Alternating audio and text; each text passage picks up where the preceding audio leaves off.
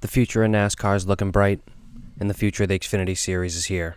It's where names are made, apparently, according to the commercials. Can't really say it now much more than before, with Kyle Busch winning every single race, but the Xfinity Series has made something of itself. It was arguably the best all year. It had probably some of the best finishes out of all three series, for sure.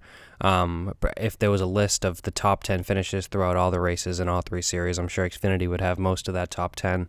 But I'm here to go through what next year for the Xfinity Series is going to look like, and maybe even the immediate future, I'll call it, because I feel like the way NASCAR is changing every freaking day and how COVID has changed the world, I don't know what to expect anymore with schedule making and charter systems, and even if a new car comes in for the Xfinity Series, which I don't really see anytime soon, considering they're so concerned with the next gen for Cup. But it's going to be a whole new world in the Xfinity Series next year and for the years to come, and I'm here to go through it. I've put teams in only two tiers, Tier 1, Tier 2, to keep myself organized.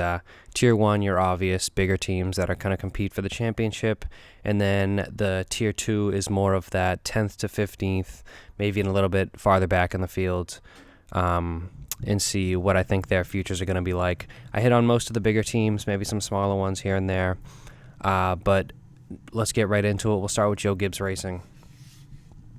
That super team is going to be annoying next year with the 54, but the way that Cup drivers in the Xfinity races panned out, or even in the truck races with the bounty on Kyle Busch, it actually made it slightly interesting. Like the Darlington race was fantastic with Denny Hamlin.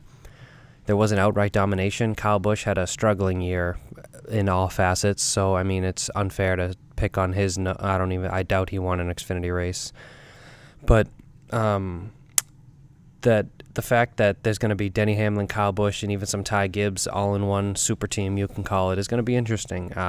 Ty Gibbs is going to be an interesting transition. I hate the no truck at all move. I think that's not smart, and I think that has hurt a driver like Riley Herbst specifically, struggling to find a ride now and got pushed up through Toyota because they don't really know how to do it. And look what he's doing now. Doesn't have a job for next year, but it could work out for Stewart Haas, which we'll get to a little bit later. If they decide to pick him up. But for Joe Gibbs Racing full-time, they're running Dan Hemrick and Brandon Jones. And Daniel Hemrick, I'm so excited for. This is by far the best car he has ever driven. Although the RCR rides, he was dominant without a win. He was putting up numbers like you wouldn't believe in a car that couldn't win. He was leading laps, winning stages, getting top fives, but just has no win under his belt. And I think this is the best opportunity he'll have to win a race in a long, long time, because again, I don't know what Toyota has plans for him. So if this is a one-year deal, I got to look back at the contract, see if it's multi-year. But if this is only 1 year and Daniel Hemrick gets one opportunity, I mean, he better take advantage of it, because the way NASCAR moves and the way money moves, who knows what opportunity is going to come next. So I think he's going to nab his first win. I think it's going to be huge for him. I don't know how deep he'll go in the playoffs. I mean, he's hella experienced. When he wasn't having the worst luck of all time, ran very well in the 8 car this year, or the most recent season. So I think he can get it done. I think he'll be a championship contender for sure. A favorite, I'm not sure. Think he has to get some time under his belt. He hasn't run a full-time season in Xfinity full-time season in a couple years, so I think he'll be right on pace, but it's going to take some adjusting. And once he gets that first win, I don't know. I mean, it could be a free-for-all. He could ring off 3 or 4. I mean, it's just been way too long. He's way too good to just not have a win this deep in his career. And Brandon Jones is going to be another wicked competitive driver. Having Chase Briscoe move up, I can't say it slims the competition, but it definitely takes a piece out that you're going to have to work through. And he had an absolute breakthrough year, arguably the most improved for that series. So, I mean, if he continues to have a good season and be there at the end, he kind of wins races that you shouldn't expect. Rarely does Brandon Jones dominate something and end up winning. It's normally in spectacular fashion. So if he can string together some dominant races or some whole performances, I think that could be a true championship contender too. And I don't think Joe Gibbs had one car in the... I mean, their only full-time driver was Herbst, I believe, so they couldn't have had a driver in the Final Four for Xfinity. But back to 2 full-time teams, I believe Brandon Jones. I keep forgetting about him, but Brandon Jones was probably their only honest shot at winning a championship last year, and now you have 2 honest shots at winning a championship, so complete upgrade from Herbst to Daniel Hemrick, for sure. And Harrison Burton, man, I forgot about him, honestly. Harrison Burton is my sleeper championship pick. He lit up the end of the 2020. He was probably the most competitive driver. That win at Texas was epic. A super, super consistent driver, has top, maybe he was like the third most wins in the series. He had like 3 or 4, maybe 3, I want to say, tied with Allgaier and Cindric, and Briscoe had more, but I mean, he was strong at the end of 2020, and I expect him to be right back up there in 2021, and I'm excited to see how he goes. He performs. His truck years were a fluke. It showed nothing to do with what he could do in his career, and I'm excited that the true stock cars got him going in the right direction, because he was picking him up and putting him down at the end of 2020. Moving on to junior motorsports. Extremely excited about that 8 part-time team.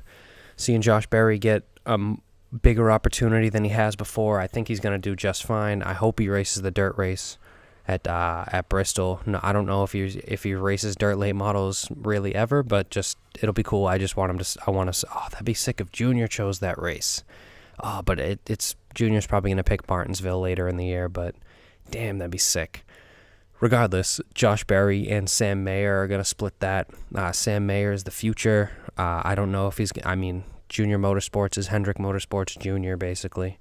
So you could assume that he's going to be pushed through, but, I mean, they've kind of got some youth going at Hendrick right now. The oldest driver is going to be Larson, who isn't even 30. So I don't know.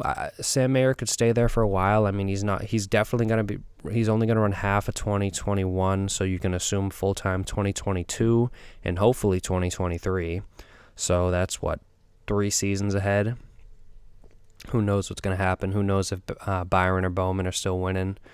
Hell, Larson could even be a flop, but I'm going to bet against that one. But if a guy like Willie B ain't performing and tends to only get wins on the super speedways and has a Eric Jones type career in 2023, I could see a move going on, because Eric Jones looked like the future for Joe Gibbs as William Byron did for Hendrick. Literally, they were like this. They came up the same way. Won in trucks, dominated Xfinity, and then went right up to Cup. So I feel like Hendrick and Chevy tend to be a little bit more loyal with how they do things. And I don't think they're just going to ditch William Byron.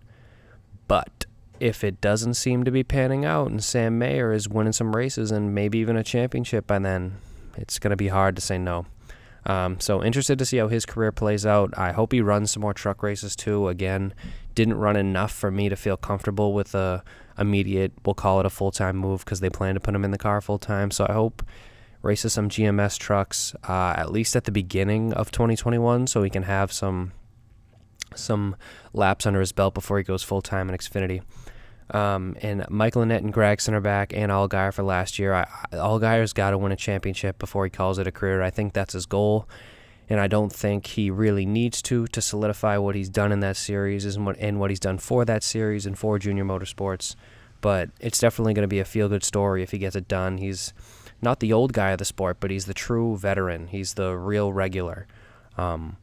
And it doesn't seem like he wants to move. He probably feels comfortable where he is. He can win championships there and win races as much as he wants and be the most competitive driver, but just a matter of stringing it together and being better than the competitors, because, I mean, it's insane that Ford had 2 cars in the field all season in Xfinity and were the 2 best cars all season. So it doesn't really matter. It doesn't matter what you're driving. You just got to be there at the end and put yourself in the right spots. And I think the 7 car is Junior's best opportunity to win an Xfinity championship next year for sure. Gragson could have a strong year, but I think he's got some polishing to do before he makes it a complete season. And Michael Annett is the most consistent driver literally ever, with getting 3 top 5s and 29 top 10s. It's insane. He's a 6th to 10th place driver every single week, so how can you fire a guy that's getting you points and provide an opportunity for the sponsors to at least maybe get a top 5, but he's finishing 6th to 10th literally every single week. So he's a great utility to have for the team. And Penske next year will be fantastic. I think they're championship or bust.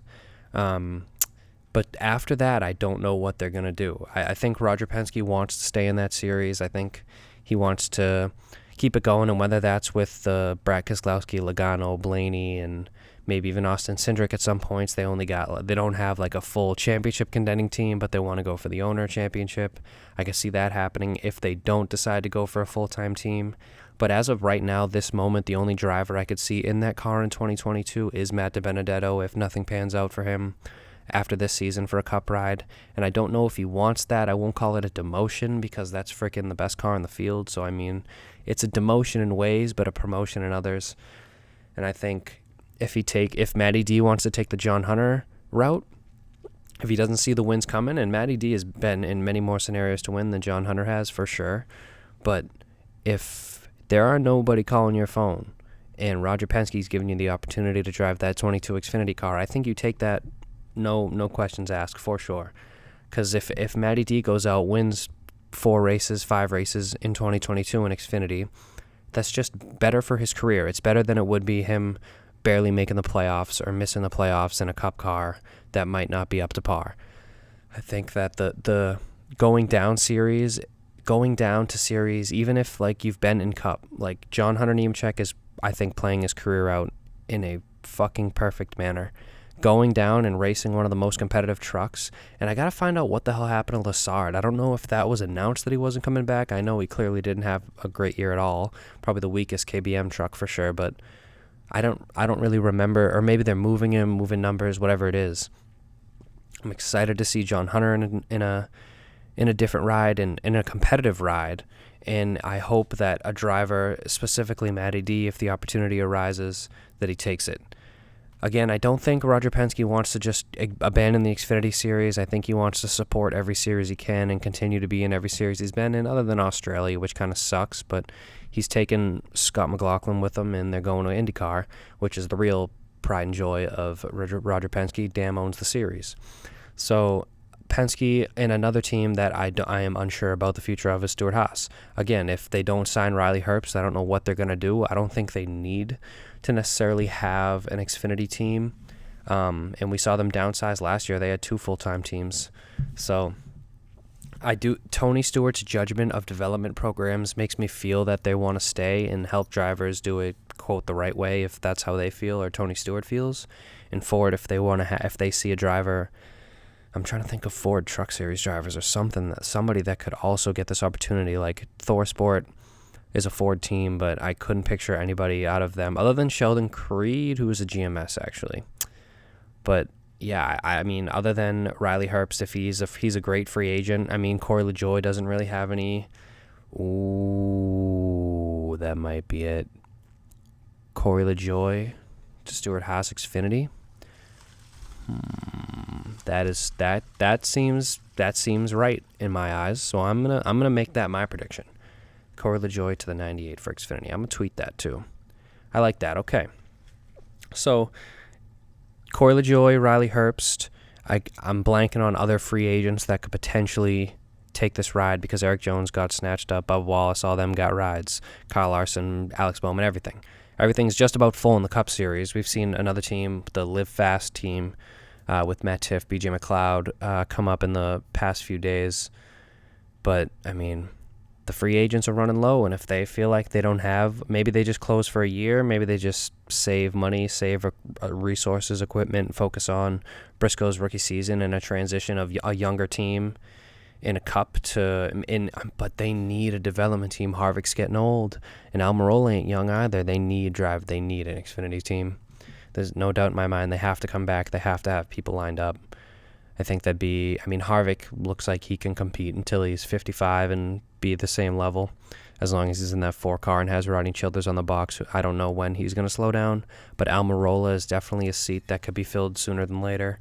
So I think they do need a development program or something going in, maybe a truck team. I don't know what they decide to do. But it's going to be interesting because that was the best car last year. So who's going to take the best ride in Xfinity is going to be a fun one when that comes out, whether it happens or not, whether it's Riley Herbst or anybody. Going to be interesting news. As we wrap up the top tier, got 2 more people left, or 2 more teams. Colleague Racing, I think that they are the most interesting team to me. They're hella fun to watch. The drivers are fun to root for. They have the best utility driver ever. AJ Allmendinger comes in when he wants and wins because he can. And it's super fun to watch him compete, and they work with each other in ways that is not seen as much in NASCAR. It feels it's team or bust. If they don't finish 1, 2, 3 specifically at the super speedways, I feel like they're not happy, which is the competitiveness you want to see. And I know Colic has eyes of going into the Cup Series, probably with next gen, which I freaking hope. I think that'd be sick. Jeb Burton just got announced to the 10 with Ross Chastain moving up to Cup, and I think that's a great opportunity for him. I can't tell you Jeb is going to go out and win races, but the 10 car is good enough that he's going to have a Michael Annett stat line on steroids with maybe a win. He's going to have an extremely good amount of top 10s, a respectable amount of top 5s, and that win is going to be the question mark. Guaranteed playoff spot in my eyes. Again, I think the car is too good, and I think Jeb had great races in the 8 car. I'm not going to take anything away from him, but Jeb Burton to Ross Chastain is a slight downgrade in pure raw talent, but who knows what the car can do for him. I'm excited to see what he can do. And Justin Haley is definitely the centerpiece of that team. He's the focal point. He's the championship contender. Whether he got there based on what the system is now or you think he actually deserved to have a shot at it, doesn't matter. Justin Haley is a good driver. Has definitely taken steps forward immensely in the past few seasons. He seemed to be that guy who, it's hard to, when you win a cup race at Daytona before anything else in the manner that he did, it's hard to not be identified by anything else, and it's hard not to associate him with super speedways, but he seriously just performs well on them.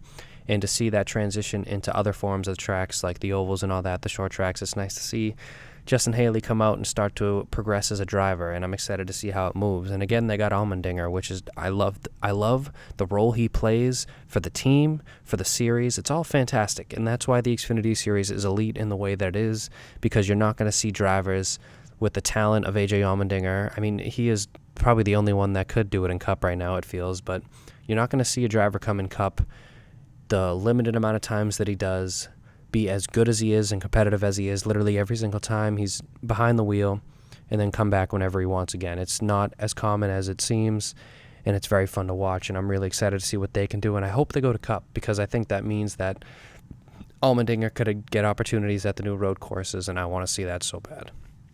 So bad. I want to see him whoop the field.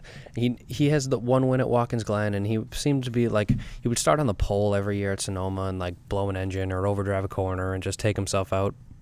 But I want to see him get more Cup opportunities, and I think AJ Allmendinger gets another Cup win by the end of his career, for sure. I think he's got the personality.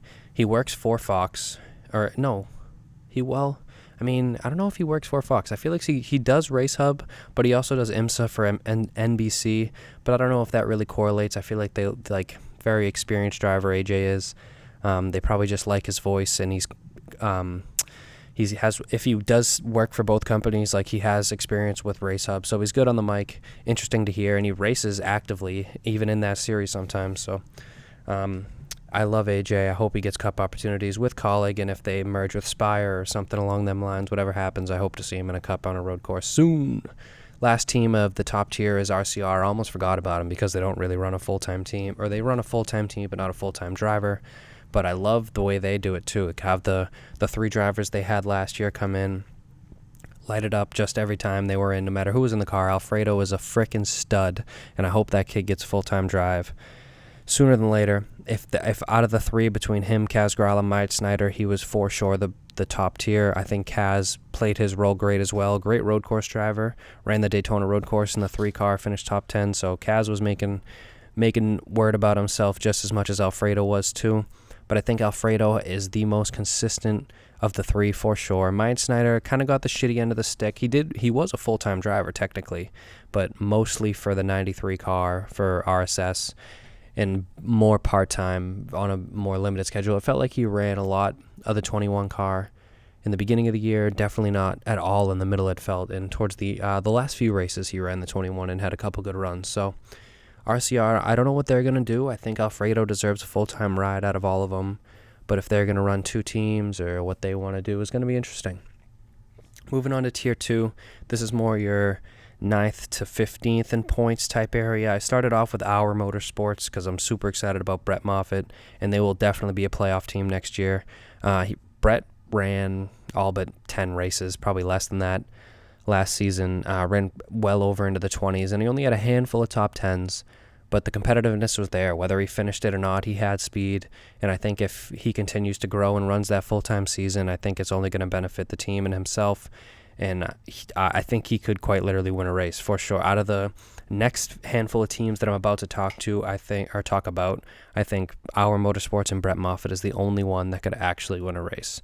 I think he's by far the best driver out of any of these teams, and I hope that he gets a cup opportunity, whether he is a fill-in at Stewart Haas. What team is he going to? Our, they run Chevys regardless. Who cares? Doesn't matter. There's not enough Fords to try to waver who's going to drive for what manufacturer in the Cup Series, but Brett Moffitt is a realistic opportunity to fill a seat in the Cup Series.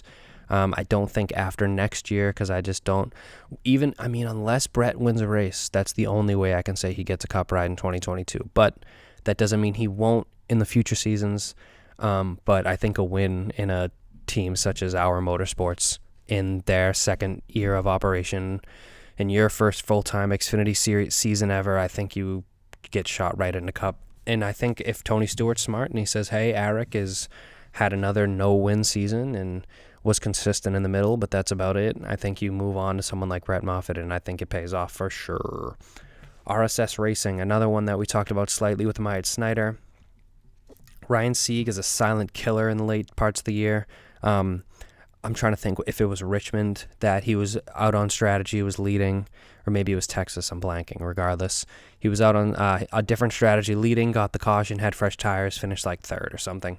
So he pulls together finishes when it's playoff time, but it's just a matter of the speed and competitiveness and resources that the people that he's racing have over that team that is going to be the downfall of them, and they might not ever get I think Ryan Sieg will have an Xfinity win by the time he hangs it up or that team calls it quits, whatever happens first.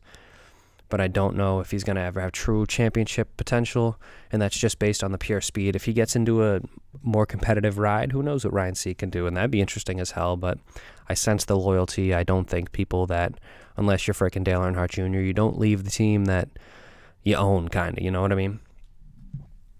Brandon Bilt is another team that made the playoffs last year with Brandon Brown. Love the story he has, super competitive for the team that he drove for, in a much more improved season than they had last year. A lot of these teams had much improved seasons from 2019 to 2020. Brandon Brown was a playoff driver, was the last driver to get in, I believe, but did it pretty convincingly. There wasn't much competition. It was like Jeremy Clements and Myatt Snyder out on the outside looking in, but it was by 40 or 50 points for most of the time that it was wrapping up the regular season. So it felt like Brandon Brown was a lock for sure.